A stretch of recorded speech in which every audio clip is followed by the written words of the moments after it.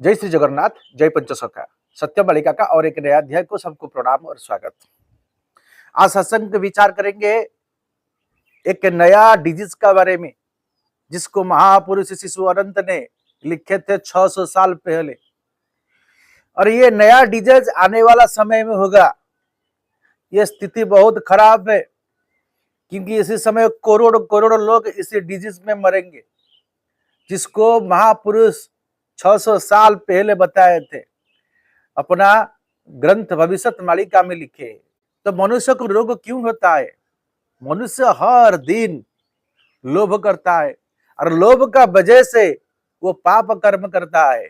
इस पाप कर्म का नतीजा है मृत्यु, जिसको पिछले अध्याय में हम विचार किए थे, कि जिसको महापुरुष ने बताए थे कि 20 साल का उम्र भी लोग मर जाएंगे।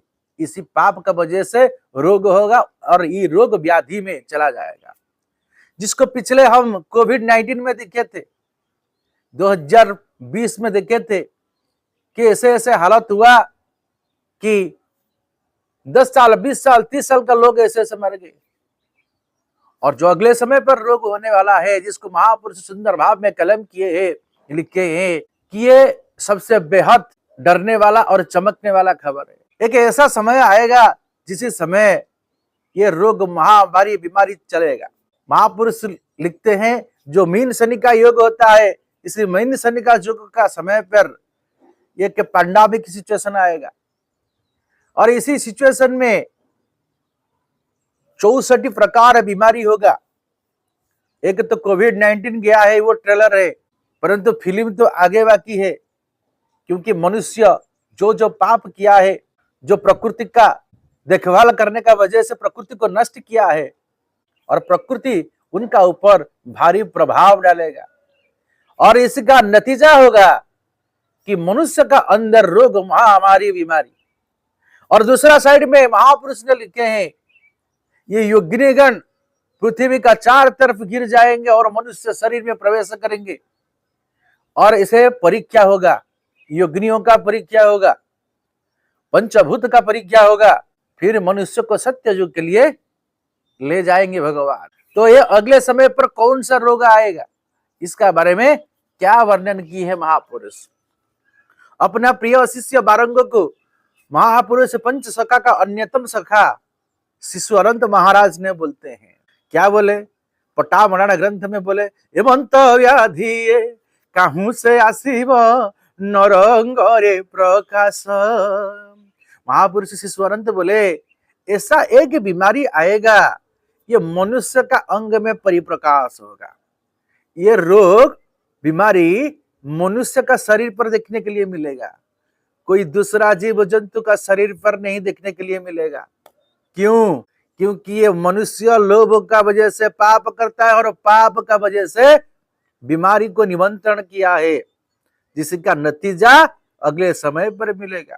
ये मनुष्य प्रकृति को नष्ट किया है, तो प्रकृति उनका ऊपर भारी प्रभाव डालता है।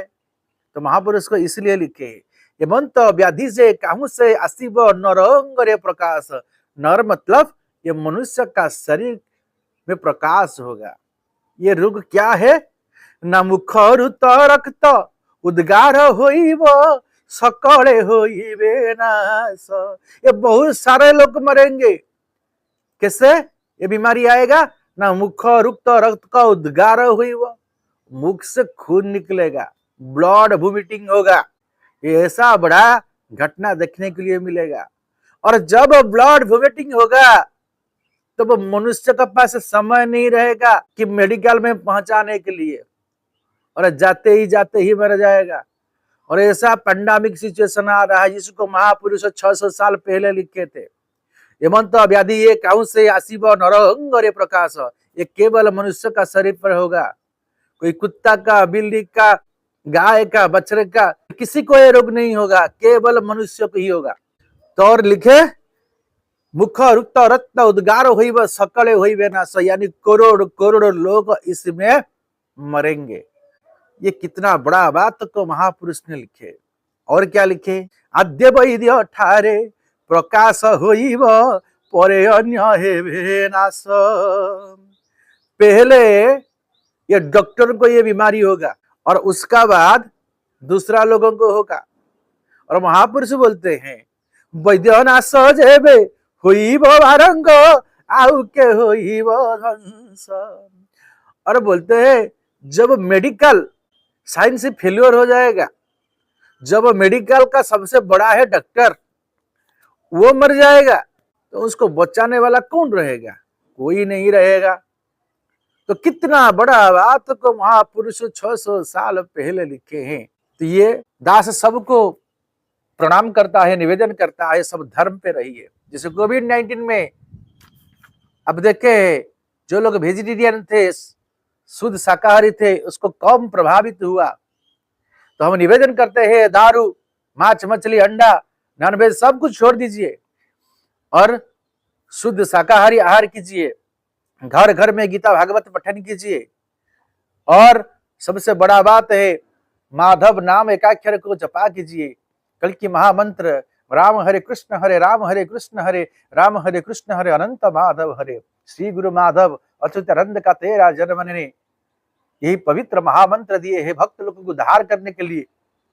और जब भक्त लोग माधव नाम कल की महामंत्र को भजन करेंगे तभी एक कली कर्म से उद्धार हो पाएंगे।